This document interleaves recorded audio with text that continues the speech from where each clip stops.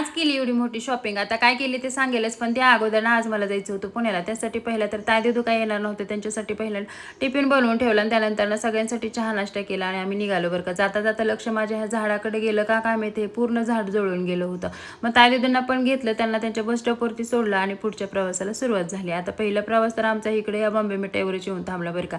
आता त्यासोबतच बाकीचा सुद्धा भरपूर असा खाऊ घेतला. खात खात आम्ही आता पोहोचलो सुद्धा. तर आम्ही गेलो होतो बहिणीच्या घरी आणि हा एवढा गप्पा मारतोय ना, भरपूर गप्पा मारायला शिकलाय बरं का. त्यानंतर चहा पाणी वगैरे झालं आणि मला सांगत होती माऊ लगेच रिटर्न ये बरं का. म्हणलं चालते. आता त्यानंतर दादा आम्ही भेटलो, जेवण ते झालं आणि तिथून पुढे आम्ही गेलो शॉपिंगला. तर शॉपिंगला इकडं गळ्यातल्याच्या भरपूर डिझाईन आहेत बरं का, खूप छान गळ्यातली होती आणि मी सुद्धा एक फायनल केलं. आता कुठलं घेतलं ते तर तुम्हाला उद्याच्या ब्लॉगमध्ये दाखवेल, कारण व्हिडिओ खूप मोठा होते, त्यामुळे डिटेलमध्ये उद्याचा ब्लॉग तुम्हाला मी दाखवेल बरं का.